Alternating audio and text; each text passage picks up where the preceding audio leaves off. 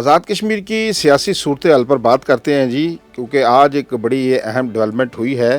LA-14 غربی باغ سے جو جیتنے والے نومنتخب MLA ہیں، انہوں نے آج مسلم لیگ نون کا ساتھ دینے کا اعلان کر دیا ہے، اور اس کے ساتھ ہی جو مخصوص نشستیں ہیں AJ کے اسمبلی میں 5 خواتین کی ہیں، ایک ٹیکنوکریٹ کی ہے، ایک علماء مشائخ کی ہے، اور اسی طرح ایک اوورسیز کی نشست ہے، اس کا بھی الیکشن کمیشن نے شیڈول جاری کر دیا ہے۔ اس کے ساتھ ساتھ کل 16 اگست کو میاں نواز شریف کی زیر صدارت ایک اور اجلاس ہوا ہے مری کے اندر، جس میں صرف آزاد کشمیر سے جو مسلم لیگ نون کے صدر ہیں شاہ غلام قادر وہ شریک ہوئے، اور جو خواتین ہیں جو مخصوص نشستوں پر جن کو مسلم لیگ نون ٹکٹ جاری کرنے جا رہی ہے ان کے انٹرویوز بھی ہوئے ہیں۔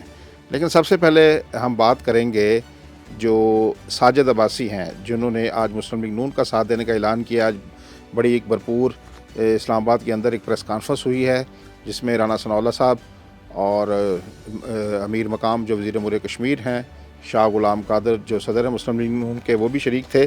تو انہوں نے خوش آمدید کہا ہے رانا صاحب نے جو ساجد عباسی کو، لیکن رانا صاحب نے ایک بات کی تھی جب وہ ایک ہفتہ قبل جب وہ ان کے حلقہ انتخاب میں مسلم لیگ نون کے جو راجہ فیصل آزاد ہیں اس کے جلسے میں خطاب کرتے ہوئے ایک گفتگو کی تھی کہ ایک شخص دھیر کوٹ میں آیا ہے، ان کے پاس حرام کا پیسہ ہے، اور اس حرام کے پیسے کو وہ لوگوں میں بانٹ رہا ہے، تو لوگوں کو انہوں نے کہا تھا ان سے پیسے لیں، حرام کے پیسے لیں۔ پہلے وہ کلپ سن لیں پھر اس پر مزید بات کرتے ہیں۔ یہاں پہ دوستوں نے جو یہاں پہ کینڈیڈیٹ ہیں ان کے متعلق کافی کچھ کہا ہے۔ میں ان صاحب کو نہیں جانتا جن کے پاس کوئی حرام کا پیسہ آ گیا ہے اور وہ یہاں پہ بانٹتے پھر رہے ہیں، ان سے حرام کا پیسہ لینا جائز ہے۔ آپ بالکل لیں ان سے تاکہ ان کو خالی کیا جائے، لیکن ووٹ اپنی ریاست کو دیں۔ جی آپ نے گفتگو سن لی ہے رانا صاحب کی کہ رانا صاحب نے وہاں کیا گفتگو کی تھی۔ تو آج جو گفتگو رانا صاحب نے سردار ساجد صاحب کے بارے میں کی ہے، انہوں نے کہا ہے ساجد اقبال صاحب یہاں موجود ہیں، ہماری ٹیم ان کے ساتھ کندھے سے کندھا ملا کر قدم سے قدم ملا کر چلے گی۔ آج کا بھی کلپ سنیں۔ تو یہ ہم نے ساجد اقبال صاحب سے یہ ریکویسٹ کی کہ وہ آپ نے حلقے کی بہتری کے لیے اور آزاد کشمیر کی تعمیر و ترقی میں جو ہے وہ تعمیر و ترقی کے لیے ہماری ٹیم کا جو ہے وہ حصہ بنے۔ ہماری ٹیم کے ساتھ انہوں نے ایک اپنی پارٹی بھی رجسٹرڈ کروائی ہوئی ہے، تو ہماری جو ہے وہ ٹیم کے ساتھ جو ہے وہ کندھے سے کندھا اور قدم سے قدم ملا کے جو ہے وہ چلیں۔ جی آپ نے دونوں کلپ سن لی۔ نیرنگیے سیاست کے کیا کیا رنگ زمانہ دکھاتا ہے۔ دیکھیے رانا صاحب ایک ہفتہ قبل کیا اس امیدوار کے بارے میں گفتگو کر رہے تھے، اور آج رانا ثناء اللہ صاحب ان کا بڑا احترام ہے، بڑے سینئر سیزنڈ سیاستدان ہیں، لیکن آج وہ اپنے ساتھ بٹھا کر ان کے ساتھ یہ پریس کانفرنس کر رہے ہیں، اور وہ جملے وہ تلخی وہ سب کچھ وہ جو ہے وہ ختم ہو چکی ہے۔ اب انہیں وزارت دینے کا بھی یہ بھی اطلاعات آ رہی ہیں کہ ساجد عباسی صاحب کو جو وزارت دی جا رہی ہے۔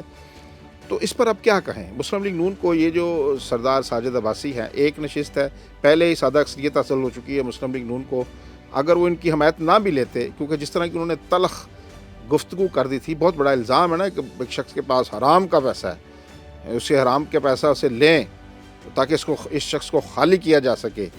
اس طرح کی باتیں آج بڑے ہی میٹھی زبان سے باتیں جب یہ لوگ یہ گفتگو سنتے ہیں، عام آدمی یہ گفتگو سنتا ہے، تو پھر وہ سیاست کو ایک جو مقدس ایک مشن ہے، ایک وہ نظریہ، ایک فکر وہ نہیں سمجھتا، پھر اس کو ایک کاروبار سمجھتا ہے کہ ایک بزنس ہے، کاروبار ہے۔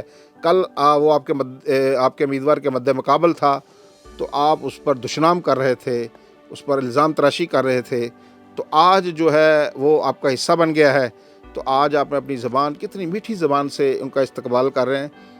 تو یہ سیاست کے رنگ ہیں جی، سیاست کے رنگ کہیے، اس کی بدقسمتی کہیے، لیکن ماضی میں مجھے کوئی اس طرح کی مثالیں ہماری تاریخ جو ہے سیاسی تاریخ بے بھری پڑی ہے، لیکن مجھے نہیں پہلے کبھی کوئی رواداری کوئی چیزیں کوئی اس طرح کا کہ کوئی سیاستدانوں کا کوئی معیار بھی ہوا کرتا تھا، لیکن آج وہ معیار مجھے لگتا ہے کہیں ناپید ہو گیا ہے۔ اگر آپ نے اتنی سخت گفتگو فرمائی لی تھی تو آج ان کو شامل بھی نہ کرتے، کوئی فرق نہیں پڑنے والا۔ مسلم لیگ نون کو پہلے ہی واضح اکثریت حاصل ہو چکی ہے، لیکن انہی کے ساتھ بٹھا کر پتہ نہیں پھر جنہوں نے یہ ساری چیزیں مینج کی ہے انہوں نے کہا ہے کہ جس وزیر نے تمہارے خلاف یہ گفتگو کی ہے وہی وزیر تمہیں بٹھا کر ساتھ شامل کرے گا.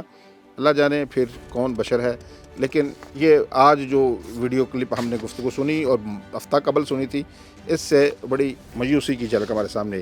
آگے بڑھتے ہیں ناظرین کے قانون ساز اسمبلی کی مخصوص نشستوں پر انتخابات کا شیڈول جاری کر دیا گیا ہے. 24 اگست کو اس کا انتخاب ہوگا جس میں خواتین کی 5 نشستیں ہیں. علماء مشائخ اوورسیز ٹیکنوکریٹ کی ایک نشست پر انتخاب ہوگا اور کاغذات نامزدگی ہیں وہ 20 اگست کو صبح 9 بجے سے دوپہر 2 بجے تک جمع کرائے جا سکیں گے. ان کی جانچ پڑتال 20 اگست دوپہر 2 بجے ریٹرننگ افسر کریں گے. امیدواروں کی ابتدائی فہرست بھی 20 اگست کو دوپہر 2 بجے شائع کی جائے گی. تو ان کاغذات نامزدگی کے خلاف جو اپیلیں ہیں وہ جناب 21 اگست کو جمع کرائی جائیں گی جن کی سماعت جو ہے وہ بھی 21 اگست کو ہی ہوگی. اور پھر 22 اگست کو ان کی اپیلوں پر سماعت کر کے وہ پورا دن ان کی سماعت ہوگی. صبح 9 بجے سے شروع ہوگی.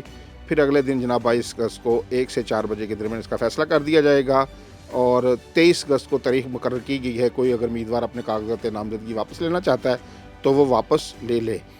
23 کو حتمی فہرست جاری کر دی جائے گی اور 24 کو جناب صبح 10 بجے سے دوپہر 1 بجے تک اس کی پولنگ ہوگی.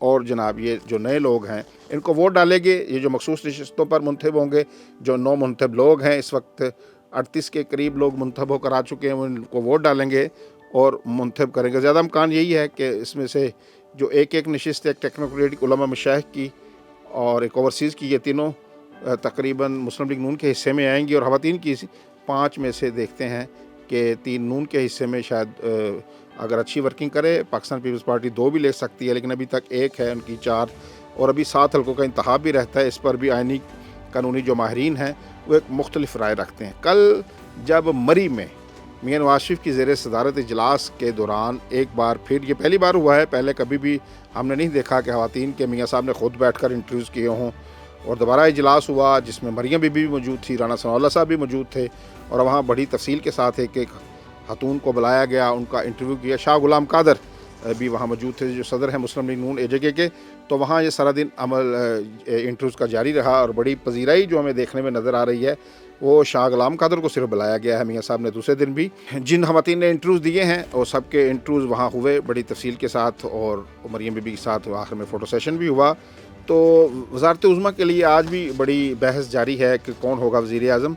تو ہمارے ذرائع اور جس طرح کا عزت افزائی کی جا رہی ہے شاہ غلام قادر کی اور ان کو کل بھی میاں صاحب نے بلایا اور سارا مشورہ کیا کہ جس طرح ہمیں الیکشن لڑنا آگے جانا ہے تو یہ اس سے یہی ظاہر ہوتا ہے کہ آزاد کشمیر کے مستقبل کے جو وزیر اعظم ہیں نئے وزیر اعظم ہیں تو وہ شاہ غلام قادر ہی ہوں گے.